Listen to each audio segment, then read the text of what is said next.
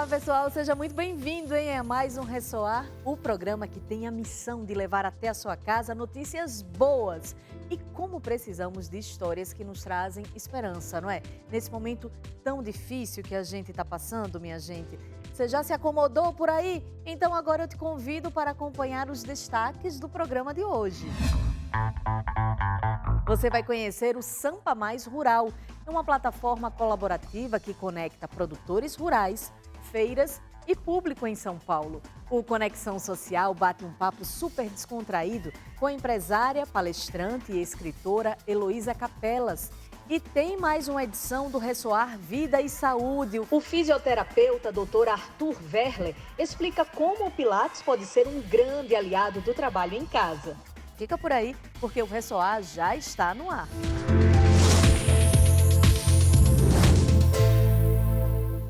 O município de São Paulo tem 28% do seu território localizado em zonas rurais, segundo dados da Secretaria Municipal de Desenvolvimento Urbano.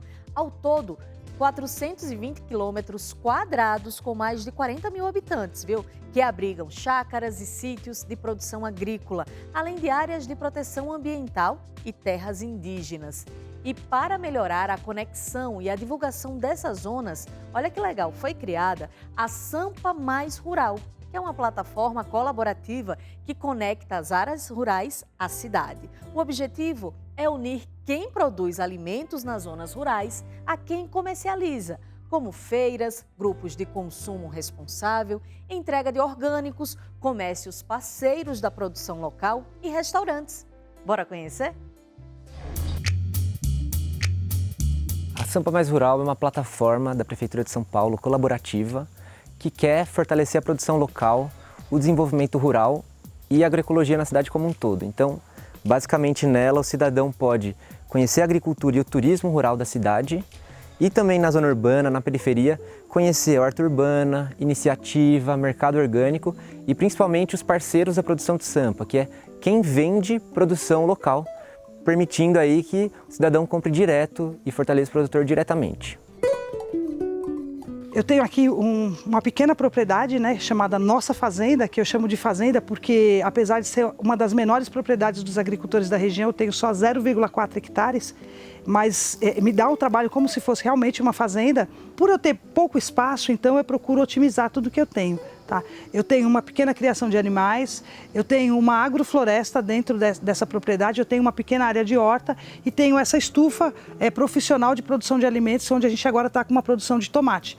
Eu produzo o adubo através das fezes dos animais, a gente faz um trabalho de educação ambiental também com o trabalho de saneamento básico alternativo, porque na nossa região nós não temos saneamento algum. Então isso tudo, junto com o trabalho de turismo e com o trabalho de visitação, acaba agregando para o agricultor uma renda extra. Tá? E você traz muito mais visibilidade para o espaço dessa forma. A nossa cooperativa é uma cooperativa, uma pequena cooperativa de agricultores familiares, a maioria agricultores familiares. Tá? E a gente já comercializa aqui na cidade de São Paulo e o Sampa Mais Rural ele veio agregar isso, porque a Cooperapas já tem um nome e entrando no site do Sampa Mais Rural, além de levar o nome da Cooperapas, as pessoas da cidade, que já são acostumadas a comprar da nossa cooperativa, elas vão saber exatamente de qual agricultor que elas estão comprando. Então, esse selo que vem agora com o QR Code, que a pessoa pode entrar ali simplesmente com o QR Code, você acessar, por exemplo, a nossa fazenda, para a gente é uma oportunidade valiosa de ser reconhecido, na cidade inteira como produtor local, como produtor orgânico. Aqui a gente está dentro da minha estufa, que é a área que eu tenho de produção profissional. Tá? Nós aqui estamos produzindo tomate, um tomatinho cereja.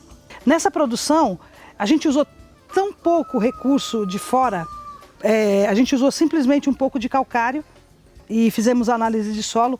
O solo está perfeito, um solo alimentado. Como eu disse, a gente produz o próprio adubo aqui na propriedade, a gente tem os animais, a gente faz a compostagem das fezes dos animais junto com os restos orgânicos e isso você produz um solo vigoroso, um solo vivo para que você possa produzir. Então, olha aqui o nosso tomate que a gente está produzindo em plena colheita, um tomate lindo, perfeito, maravilhoso, e o tomate é uma das hortaliças que mais colocam-se agrotóxico. Então, quando você tem um tomate orgânico, o tomate orgânico é muito valorizado. E a gente está super feliz com a nossa produção, já estamos conseguindo entregar bastante para a cooperativa e para alguns outros consumidores. E é isso, é uma maravilha poder estar produzindo assim, sem agrotóxico nenhum, né?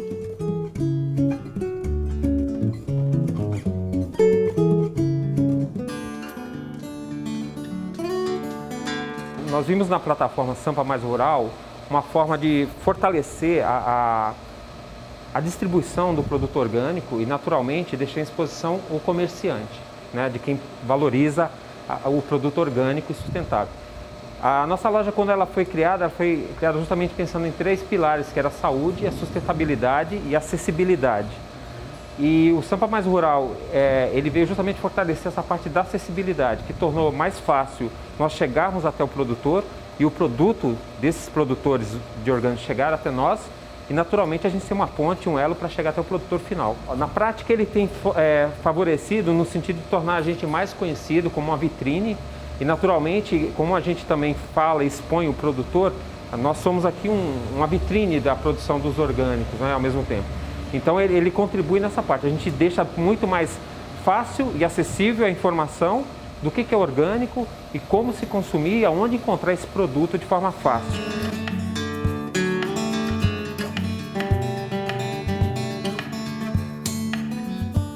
A Sampa Mais Rural é uma plataforma colaborativa da cidade de São Paulo, então qualquer pessoa pode incluir um local, comentar, né? E a nossa visão é que justamente mais pessoas conheçam essa região, né? E se conectem a ela e fortaleçam ela, preservando o meio ambiente e fortalecendo todo mundo que faz parte dessa Sampa Mais Rural.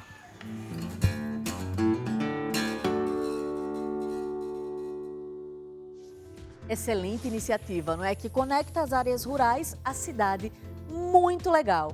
E o Ressoar faz um breve intervalo, mas na volta tem um Conexão Social que recebe a empresária, palestrante e escritora Heloísa Capelas. Não sai daí, hein? Estamos de volta e agora eu te convido para mais um Conexão Social que hoje recebe a empresária, palestrante e escritora Heloísa Capelas. Bora lá?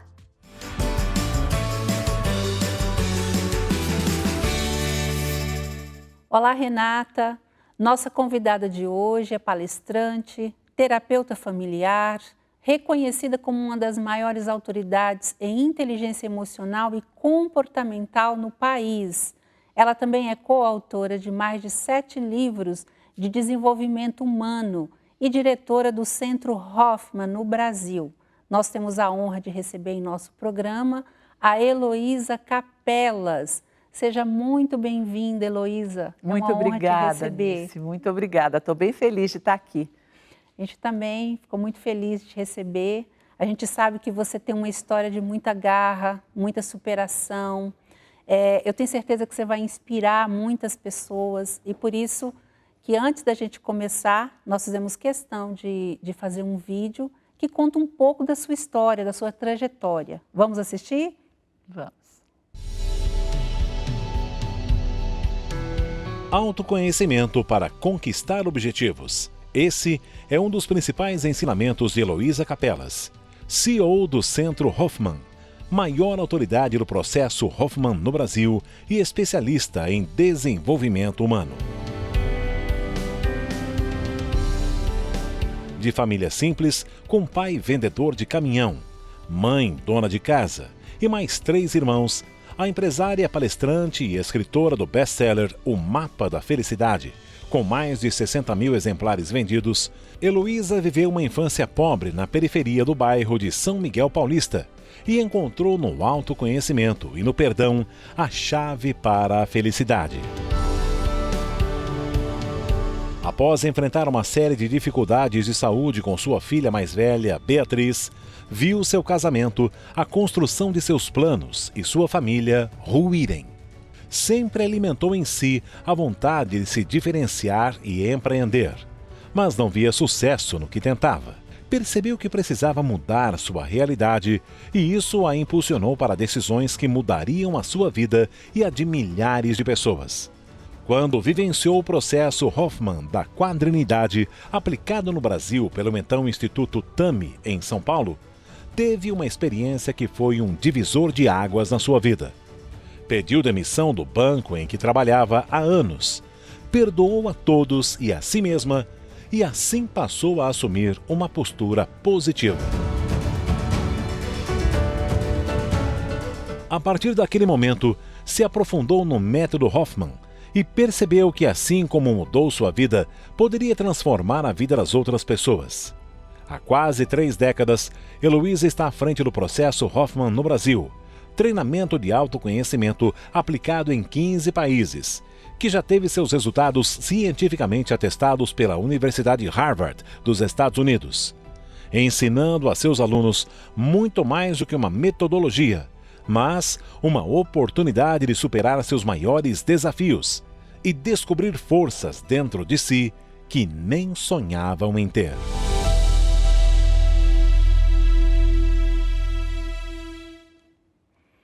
Que história. Puxa, que bacana isso. Muito emocionante, muito forte, Que né? legal, que bonito. Obrigada, que bonito que vocês fizeram.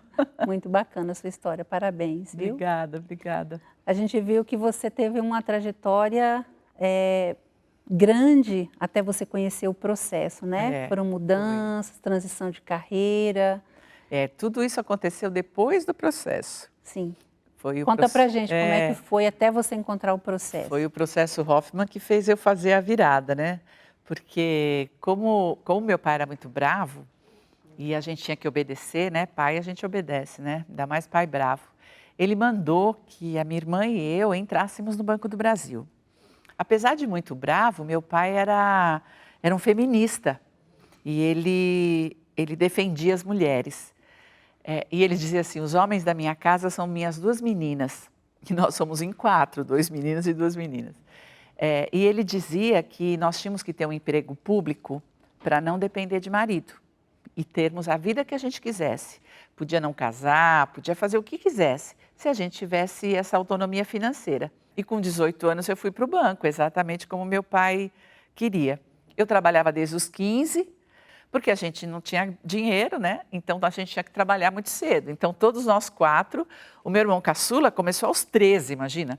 E nós todos começamos com 15. E eu fiquei lá 20 anos. E em 20 anos eu consegui construir muita coisa. E eu casei, né? Embora meu pai dissesse que eu não precisava e que eu podia fazer o que eu quisesse, tinha uma ordem explícita ali, né? Eu casei, tinha que casar, né? Porque senão ficava solteirona para titia, não era como hoje que é mais livre ainda, né? E casei com um médico, um estudante de medicina na ocasião, depois ele virou médico. Enfim, 4 anos depois realizei meu sonho de ser mãe. E eu queria Beatriz, desde os meus 15 anos de idade. Eu tive até uma cachorrinha que chamava Beatriz, de tanto que eu queria uma filha chamada Beatriz. Quando ela tinha 1 ano, eu estava tão empolgada com a maternidade que eu convenci meu marido que a gente podia ter outro. Nós podíamos engravidar, ter um filho atrás do outro. E a Beatriz era tão facinha, dava certo. Ela só não dormia à noite, mas ela era uma criança tão adorável. E nós nos empolgamos e engravidamos de novo. Quando eu estava com 7 meses de gravidez, a Beatriz com 1 ano e 8 meses, ela teve a primeira crise convulsiva. Bom, o pai era pediatra, né? Era neonatalista de alto risco no Hospital Einstein, aqui em São Paulo. Então, ele tinha acesso a muitos recursos e nós fomos pesquisar motivos, doenças, tudo que você pode imaginar. Por 1 mês, a coitadinha ficou passando por exames e mais exames e nós não achávamos o motivo e ela não parava de convulsionar, nenhum remédio fazia efeito, até que ele entrou em coma. Ela teve 8 crises subentrantes, uma dentro da outra, e ela ficou 3 dias em coma. E quando ela voltou, eu já grávida de 8 meses, ela não voltou. Ela voltou uma criança muito esquisita. Então, eu sempre digo que a minha Beatriz morreu ali. Veio uma criança que tinha a cara dela, me chamava de mamãe, mas ela era muito esquisita. Só que a gente não sabe nada ainda sobre a deficiência mental, né? E imagina, há 38 anos atrás, então, sabia-se muito menos. Então, era sempre uma tentativa e erro, a gente não sabia o que fazer com ela. Nessa altura, um mês depois, eu tive a Estela, que eu fiquei muito feliz, porque eu só queria mulher de filha, porque meu pai dizia que as mulheres é que mandavam no mundo. Então, eu queria só meninas e veio mais uma, fiquei muito feliz. Mas o primeiro ano da Estela foi muito difícil, a Beatriz convulsionava 20 vezes por dia. Meu Deus. E ninguém sabia fazer parar. Ninguém. Com 3 anos, a gente conseguiu achar um médico, o Dr. Salomão Schwartzman, a quem eu amo e respeito profundamente. E foi ele que começou a mudar um pouquinho. Ela nunca parou de convulsionar, mas ela parou de convulsionar 20 vezes por dia, ela convulsionava 8, 5. Hoje é uma vez por semana, imagina. Mas ela não para de convulsionar. 38 anos depois, nós não achamos a saída, assim. Eu fiz o meu melhor, mas o meu melhor tão atrapalhado, que hoje eu posso avaliar, que foi... Quando eu cheguei no processo, alguém com muita compaixão por mim falou: a sua vida está muito ruim. Eu acho que você precisa melhorar, porque senão daqui a pouco você está andando de 4. Está muito ruim. E você está muito infeliz. Porque enquanto eu tinha força, eu fui dura na cura. Eu ia atrás, eu brigava com todo mundo que dizia que aquilo não ia funcionar. Eu ia na... De repente eu fui ficando triste, porque depois de 10 anos, claro que eu já estava entendendo, né? Apesar de não querer ver, eu estava entendendo com o pai que não tinha saída. E eu cheguei lá, eu era o problema da minha vida. E foi uma oportunidade de olhar para a minha história, para o meu aprendizado, como eu era uma consequência dessa história, como estava tudo certo, como a Beatriz era uma oportunidade e não um problema. Mas eu só consegui ver isso porque eu pude olhar para a minha infância, olhar para os meus aprendizados infantis, olhar para o meu sistema de crenças. E foi tão lindo eu poder perceber que eu era cópia dos meus pais no positivo e no negativo. Só que quando a gente está com medo, a gente usa o negativo para se defender. E aí, era como eu estava, igualzinha meu pai, brava, irritada, agressiva, ninguém mais me suportava. Lá no processo, eu pude perdoar minha história,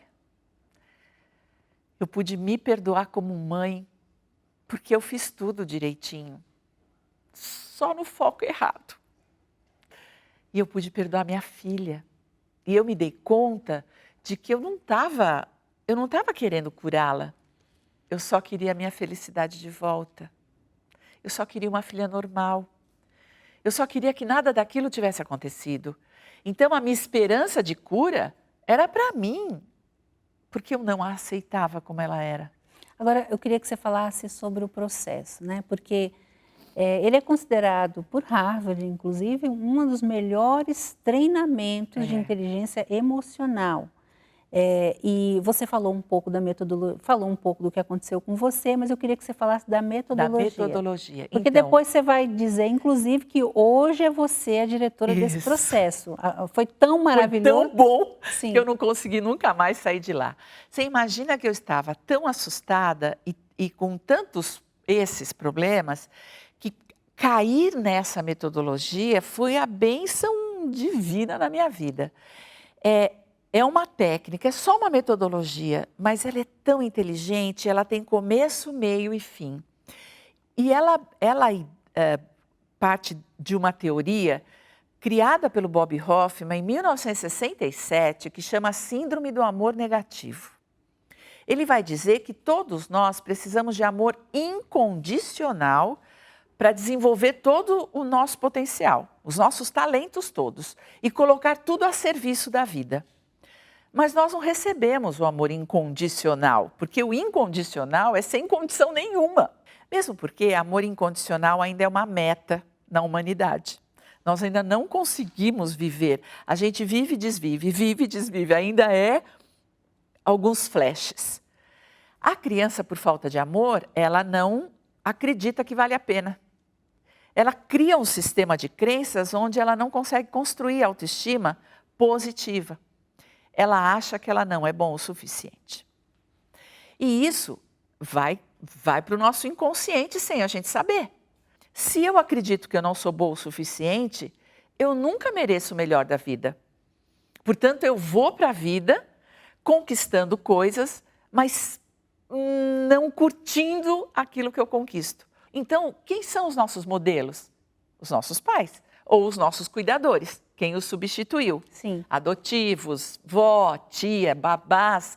A criança precisa daquele amor. E ela tem uma ilusão de que se ela copiar, e para ela, os certos e os perfeitos são os grandes. Quando ela leva a bronca daquele grande, ela tem certeza que ela não é amada e que ela está errada. E ela está construindo neurologicamente tudo que ela é, todo o seu sistema de crenças e todos os seus aprendizados. É crença, tudo que eu creio, eu crio. E aí, como eu crio que eu não sou boa o suficiente, eu me sinto menor, eu preciso de proteção e a arrogância é uma boa proteção. A competência profissional é uma boa proteção. Ganhar dinheiro é uma boa proteção. E aí eu vou para o mundo buscando isso para proteger essa criança ferida, que não cresce, que fica no meu inconsciente e que eu não percebo. Gente, que sensacional. Tudo isso a gente vê dentro do processo. E lá, então, é como se você fizesse um caminho de volta para reencontrar essa criança. O Bob criou uma técnica que a gente chama de viagem mental. Visualização dirigida. Isto é, você fecha o olho e acompanha o professor que vai dirigir. E você vai voltando para a sua infância conscientemente, não é hipnose. Com isso eu fui voltando para a minha infância, fui lembrando onde eu aprendi, como eu aprendi. A gente faz um trabalho lá de compaixão pelos nossos pais, pela nossa infância, e a gente ganha a vida de volta. A gente pega a vida que o pai e a mãe deu, que foi o único bem precioso que a gente recebeu. E eu peguei de volta na minha mão com o perdão. E entende que eles fizeram o melhor que puderam, né? Mas não entende, sente. A técnica é tão poderosa porque entender todo mundo já entendeu, mas não mudou. Aquela criança que estava ferida dentro do processo, ela compreende a dor, ela aceita a dor, ela perdoa a dor e cresce.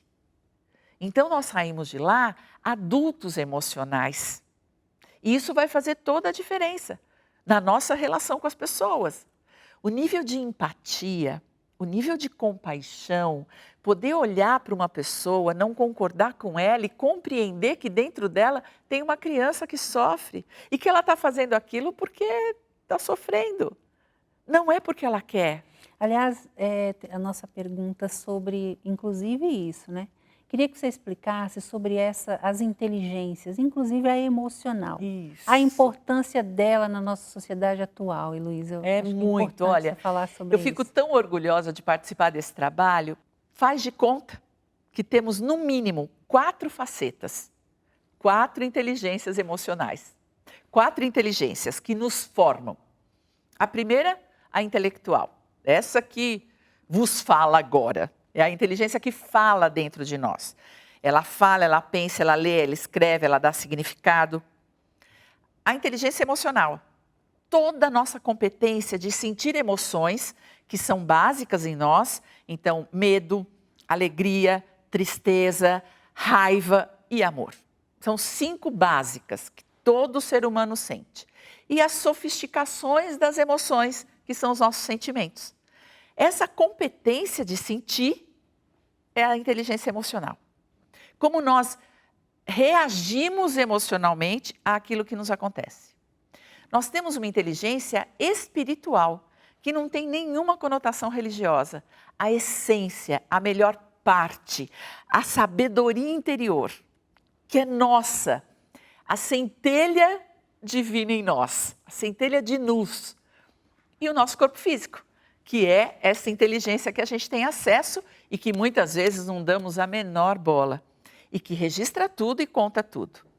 Então ele diz, essas 3 inteligências, intelectual, emocional e espiritual, formam uma trindade de 3 que habitam o corpo físico, a quadrinidade.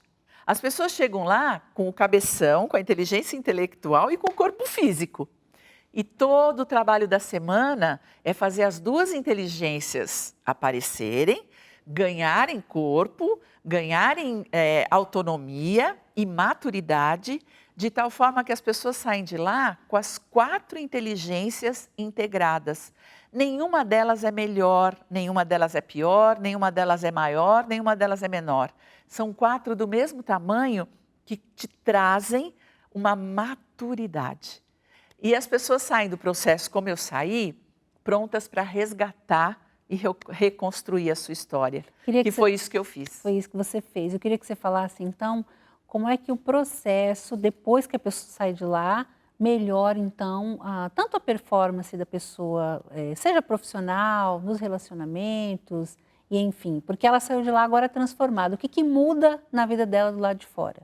Bom, primeiro já que mudou do lado de dentro, né? Primeiro que o comportamento é gentileza, né? A gente sai de lá tratando as pessoas bem. A gente aprende a reciclar o nosso lixo emocional. Eu vou continuar produzindo medo, raiva, tristeza. Eu vou continuar produzindo, mas eu reciclo e a produção de amor é muito maior. Eu fico mais compreensiva, eu fico mais inteligente, mais esperta, mais antenada, fico muito mais amorosa, portanto o meu abraço é muito mais caloroso, isso vai fazer diferença nos relacionamentos.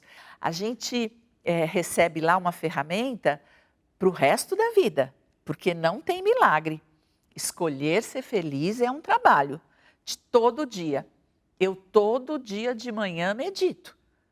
Sim. Eu combino comigo que eu vou ter o melhor dia da minha vida. Isso é fundamental, porque às vezes a pessoa já amanhece o dia achando que vai dar tudo já ruim. Fazendo assim, tenho que trabalhar. De novo, né? E aí não, eu vou para o trabalho, eu vou pegar a condução, eu crio. Outro dia, uma das entrevistas, a pessoa falou assim, mas como é que você virou essa mulher maravilhosa? Me conta. Eu disse para ela, eu criei. É isso mesmo. A gente cria o que a gente quiser. Eu quis ser uma pessoa melhor. É uma escolha, né? E eu fui me transformando na pessoa que eu quero. Ainda não está bom. Eu estou em processo. Eu digo para as pessoas, perdão, ainda não estou pronta. Eu estou em processo.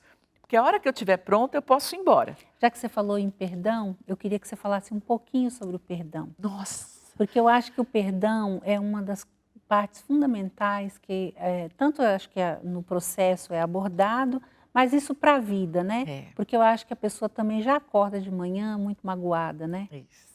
A experiência do perdão, ela é uma decisão, é uma escolha. Mas ela parte primeiro de você ouvir. Porque quando eu estou magoada e quando eu estou ferida, eu estou dentro da minha verdade. E eu não escuto nada. Eu só escuto a minha dor e a minha verdade. Para chegar no perdão, você precisa ouvir o outro. Você precisa sair da sua verdade e ouvir a verdade do outro. É o primeiro caminho. Aí você pode entender. Aí você pode fazer um processo ainda mais profundo de compreender, porque entender ainda é aqui. E aí você pode compreender, porque é no coração a compreensão. E a partir daí, você pode vestir os sapatos do outro. Isso é compaixão. E eu posso perdoar qualquer pessoa, porque o perdão pode beneficiar o perdoado, pode. Mas com certeza perdoa quem perdoa, beneficia quem perdoou. Sim. O perdão é sempre individual, é para mim. O outro não precisa nem saber que eu o perdoei, mas eu estou livre. Você tem uma dica? Porque por que é tão difícil perdoar, né, Heloísa? É como você falou.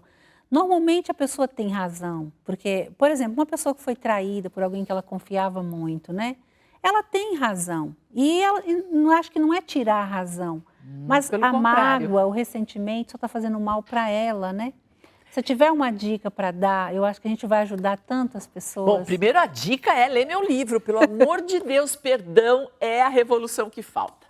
É maravilhoso. a revolução que falta. Perdão, gente. Perdão Essa é uma palavra. questão de inteligência. Por quê? O outro te feriu. Você tem toda a razão. Mas o outro virou as costas e foi embora. E foi viver a vida dele. Nem lembra mais. E você está carregando essa dor e pagando pelo erro do outro. A vida toda. Eu digo, gente, isso é burrice. A grande inteligência é devolve para ele. Isso é dele, o erro é dele. Ele que dê conta desse erro. Sim. Eu não cometi erro nenhum. Por que eu tenho que carregar? E aí a escolha é, você quer ter razão ou você quer ser feliz? E as pessoas falam assim, mas eu quero os dois. Pode, porque razão você já tem. Só seja feliz. Só você tem que fazer a outra escolha. E a outra escolha é largar. A gente tem muito medo de soltar, porque a gente tem muito medo de perdoar o outro e o outro fazer a mesma coisa de novo. Não, você pode estabelecer limite, o outro não tem direito de te machucar. Você pode dizer, opa, para aí. Até aqui você vai, daqui para diante cuido eu que me responsabilizo, é problema meu, a minha vida é minha, e eu te solto.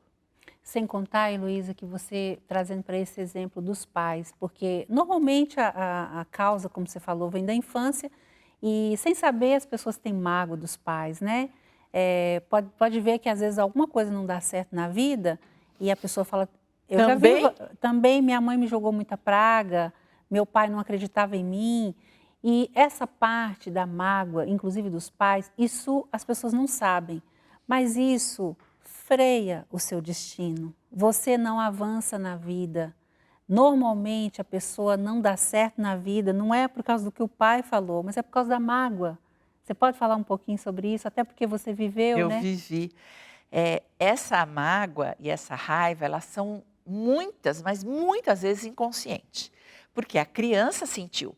A criança sentiu dor, ela se sentiu abandonada e ela teve muita raiva de pai e mãe. Mas não pode. Então, mandam ela não sentir. Mas o que ela faz com isso? Ela engole. E qual é o problema da raiva?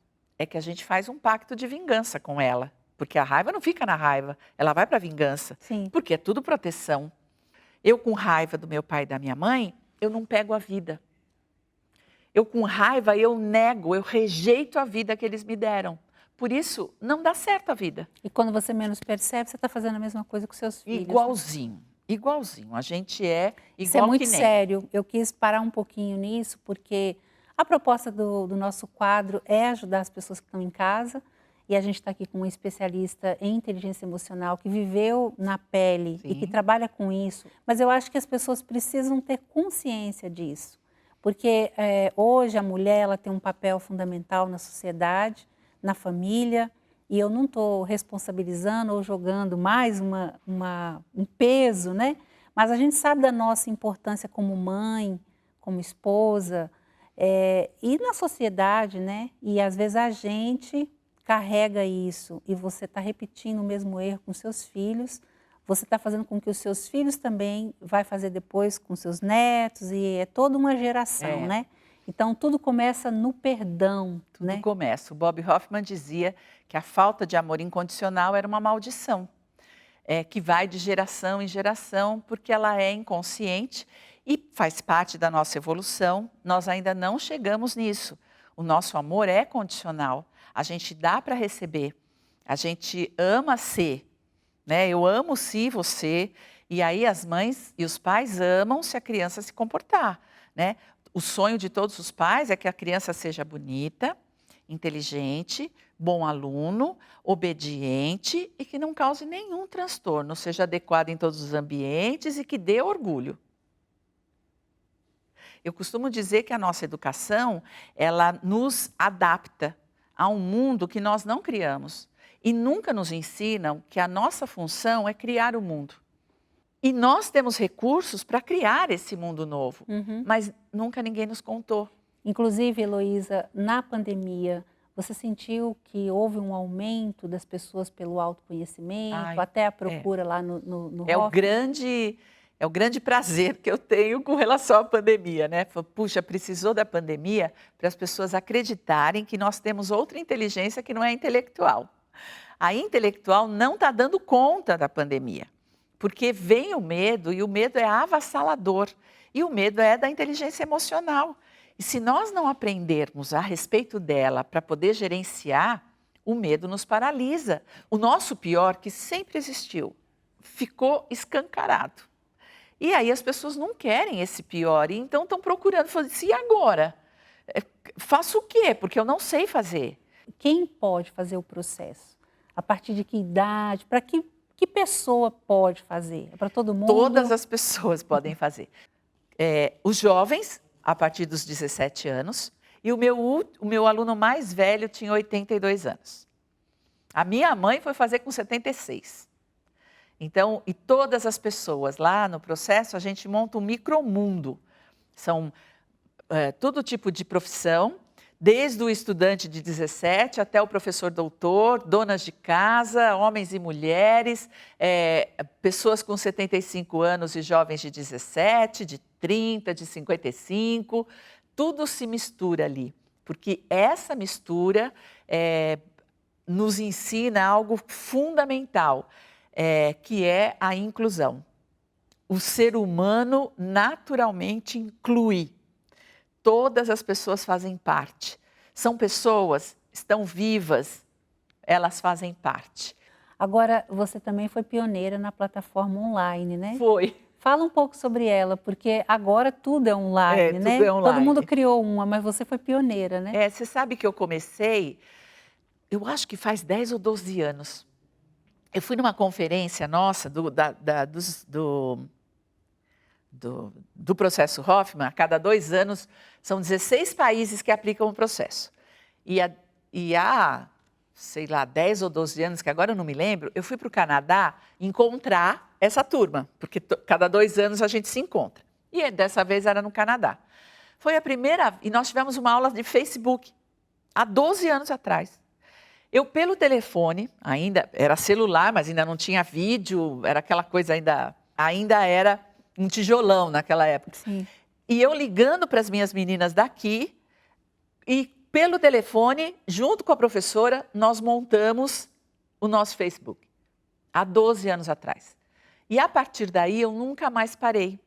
E criei o universo do autoconhecimento, é o meu universo do autoconhecimento, onde as pessoas podem fazer a trilha que quiser, assistir o curso que quiser, tem material toda semana novo, tem mais de 100 materiais lá. Que legal.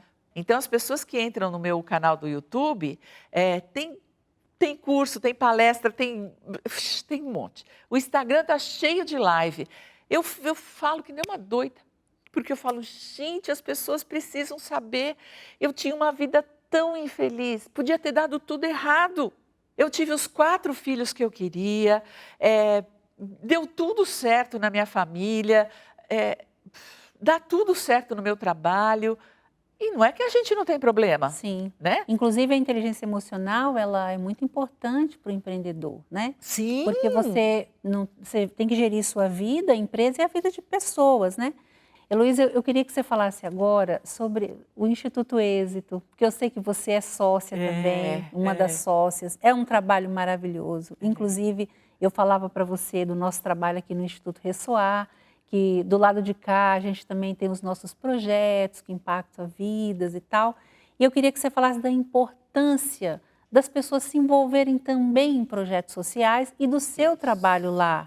Porque eu acho que com tudo que você faz, você podia falar, já está bom aqui, né? Mas não, você vai além, né? E lá no Instituto Êxito, esse ano, a gente pegou o desafio de cuidar das mulheres, né?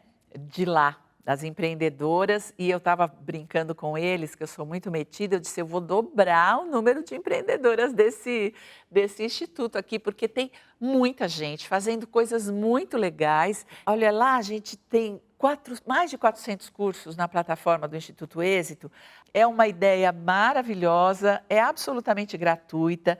Todos os grandes mentores, palestrantes, gente do bem, está trabalhando lá de graça, está dando mentoria de graça. Sabe essas coisas que se paga super caro? Sim. Tá de graça. Você não tem acesso, né? Porque são pessoas muito ocupadas. Muito. Mas estão fazendo isso que a gente está falando. No seu caso, por exemplo, você dedica um tempo que é para você também ter sua contribuição social. E as pessoas têm que aproveitar, né? É maravilhosa a plataforma, sim. Inclusive, depois a gente vai colocar ela aqui para as pessoas acessarem. Heloísa, eu queria que você falasse agora sobre os livros. Você falou um pouco, né? Você falou do Perdão e esse que é o best-seller, que já vendeu mais de 60 mil cópias. Fala para as pessoas sobre o livro, a importância, porque eu acho que já começa pelos livros até ela chegar, né, no processo. O Mapa da Felicidade foi escrito num momento bem difícil. Meu filho, meu terceiro filho, que nasceu pós-processo, que era a recuperação da minha família, ele, com 18 anos, teve linfoma. São 9 meses de tratamento, é bem difícil, é um trabalho lindo, mas difícil para quem passa. Ok, 9 meses depois, está curado, que bom. 9 meses depois, ele teve uma recidiva. E nesse momento o médico disse, nós perdemos. Agora nós vamos ter que fazer uma quimioterapia muito mais pesada e ele entrou no processo de autotransplante. Na primeira quimioterapia dele, ele ficou completamente destruído, prostrado na cama. O médico nos chamou, eu e o pai, e disse, bom, ele é jovem, vai dar certo, o prognóstico ótimo, mas pode isso, pode aquilo, pode um monte de coisa. E ele pode vir a óbito. Quando ele falou isso, me deu uma coisa na minha cabeça, porque eu já tinha ouvido isso 20 anos antes com a minha filha. Ela podia isso, podia aquilo e podia vir a óbito. Eu falei, Deus do céu, por que é que eu já estava dentro do processo, eu já estava há muitos anos aqui. Eu falei, por que será que o universo está me dando de novo a mesma lição? E claro, ele me dá a mesma lição para ver se eu aprendi. De repente eu vivi um momento de iluminação, eu não tenho outro nome para dar. Eu entendi. E aí eu virei para o meu marido e disse para ele, eu entendi. Agora, seja lá o que acontecer, será por amor. Porque quando foi da Beatriz, foi com muita raiva, com muito medo. E do Rodolfo foi por amor. Qualquer risco. E naquele momento eu liguei para a editora, que estava há 2 anos me pedindo um livro, e eu disse, eu não tenho nada para escrever. Eu liguei para ela e disse, eu já sei, eu tenho um mapa. Eu vou dar conta de ser feliz, aconteça o que acontecer. Eu vou escrever o Mapa da Felicidade. E o Rodolfo ficou 3 meses no hospital, se recuperando, fazendo todo o tratamento, vai e volta, e nesses 3 meses eu escrevi o Mapa da Felicidade. Então, quando as pessoas leem o mapa, elas veem a minha alma lá dentro. Elas falam, Elô, parece que você está falando comigo. Era essa a minha intenção, falar para você que tem um mapa. Só que o mapa é só um mapa. Você vai ter que fazer seu caminho. E desvendá-lo, né?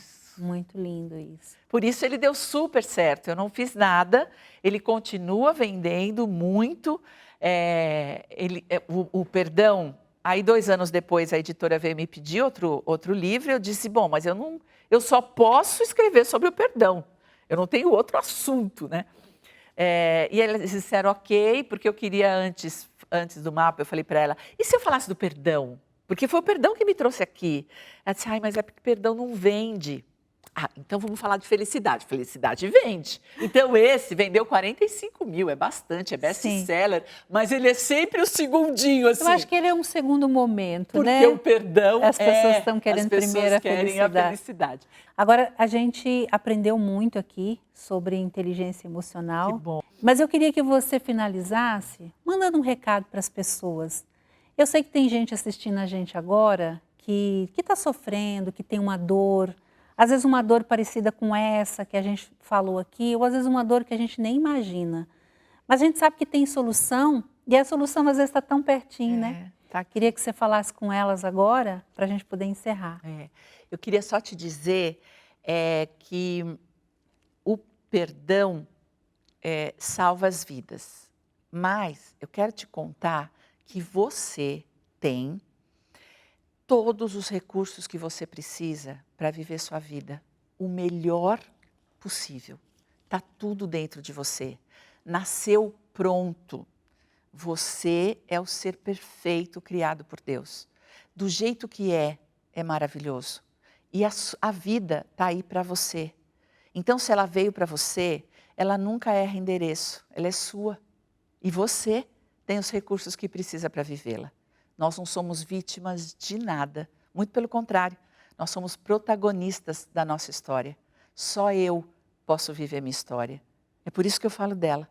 E só você pode viver a sua.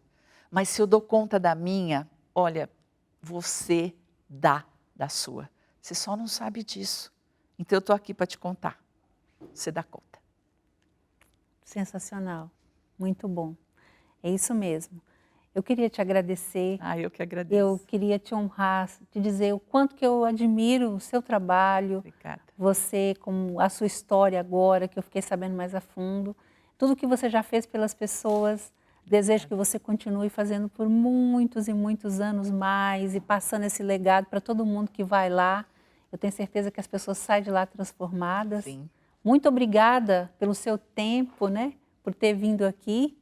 E as portas ficam abertas para você voltar. Muito obrigada, tá? Que legal. A gente te convida novamente, vai ser um prazer te receber, viu? Que bom. Muito que bom. obrigada. Eu que agradeço, foi uma delícia. É bom a gente falar do que gosta. Sim. Então sim. foi ótimo. E ainda passar para as Obrigada. pessoas, né? É. Obrigada mesmo, viu?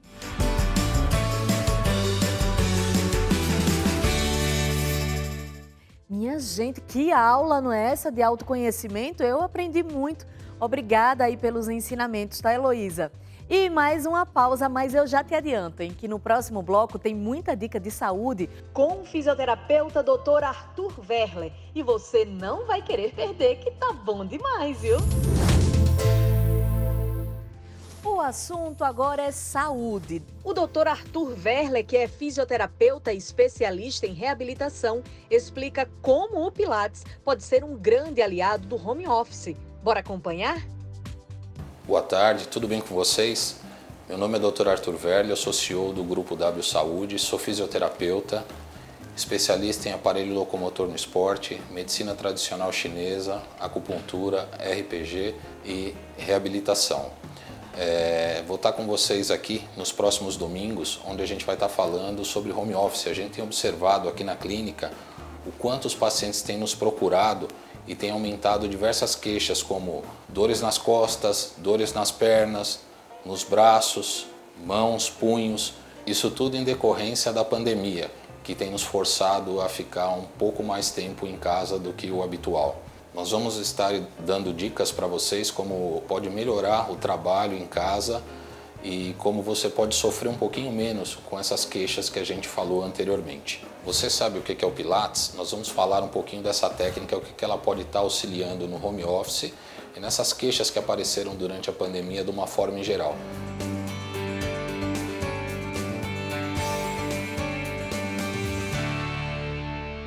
Pilates é uma técnica que foi desenvolvida em meados da Primeira Guerra Mundial por Joseph Pilates. Vai ajudar desde má postura, evitar dores nas costas, dores nas pernas, dores nos braços, punhos e dedos de uma forma em geral. Lembrando sempre que o Pilates tem que ser feito em estúdio por profissional especializado. Né? Em casa, na verdade, vai só o trabalho de conscientização e o que ele vai poder te ajudar. É uma técnica que vai fazer principalmente o trabalho de fortalecimento de abdômen e consciência corporal. Ela é feita num estúdio com aparelhos próprios para o Pilates, né, que vão causar o fortalecimento de uma forma geral global do paciente, melhorando sua consciência corporal também, mas sempre baseado no fortalecimento abdominal como base. O Pilates vai te ajudar desde o condicionamento físico, vai te ajudar também a correção postural, melhor forma física e evitar diversas dores causadas por má postura, movimentos errôneos e fraqueza e encurtamento muscular. Esses basicamente são os benefícios que o Pilates vai te ajudar. Eu queria deixar claro para vocês, elucidar que todo paciente pode fazer o Pilates, desde a mais tenra idade até uma pessoa com seus 80, 90 anos. O que é importante deixar claro é que o terapeuta que está fazendo o Pilates vai determinar o limite do tratamento de acordo com a condição de cada pessoa que vier fazer o tratamento. Uma pessoa que é um atleta, lógico que a gente vai exigir um pouquinho mais do que uma pessoa sedentária, mas conforme ela vai evoluindo no seu tratamento, a gente vai aplicando técnicas um pouquinho mais complexas, exercícios um pouquinho mais complexos. Com isso ela vai evoluindo no seu tratamento, a gente vai corrigindo postura, melhorando possíveis dores, o caminhar ou a marcha inadequada que leva a vários processos de dor nos pés, dor no joelho, quadril, problemas de coluna, e o fortalecimento abdominal, que é a base do Pilates. Quando a gente recepciona o paciente aqui na clínica, a gente já começa a colher alguns dados dele na recepção. Na verdade, a avaliação do paciente já chega quando o profissional que vai executar o Pilates, o fisioterapeuta no caso, observa ele chegando, ele já começa a observar a postura, já começa a observar o andar. Lógico, depois ele vai sentar com o paciente, vai fazer uma anamnese mais detalhada, onde ele vai fazer uma série de perguntas, como é o dia a dia dele, se ele pratica atividade física, se ele tem alguma cirurgia, se tem algum medicamento que ele está usando.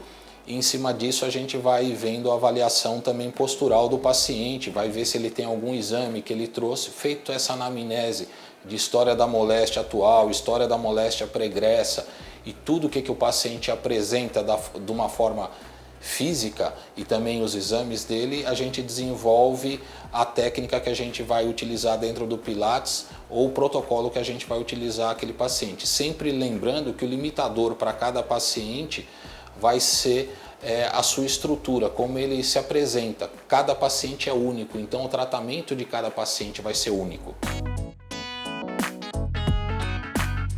Bom, pessoal, essa foi a nossa primeira participação aqui no Ressoar, onde a gente falou sobre o Pilates. E se vocês quiserem mais alguma informação, orientação ou conhecer melhor a gente, pode estar acessando tanto o site quanto o Instagram do Grupo W Saúde. A gente vai ter o maior prazer de ajudar vocês. No próximo programa, a gente vai estar falando um pouquinho sobre alongamento, como a gente vai poder estar realizando essa técnica em casa, onde vai ajudar de uma forma geral e também o pessoal que está em home office. Então, conto com vocês, até o próximo programa, até breve.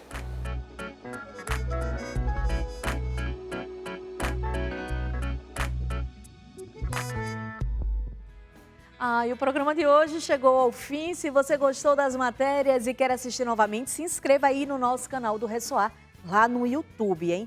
E não deixe de curtir também as nossas páginas nas redes sociais para saber das novidades, bastidores e muito mais. Ô, meu povo, muito obrigada pela sua companhia e nos vemos no próximo programa. Até semana que vem. Bora lá?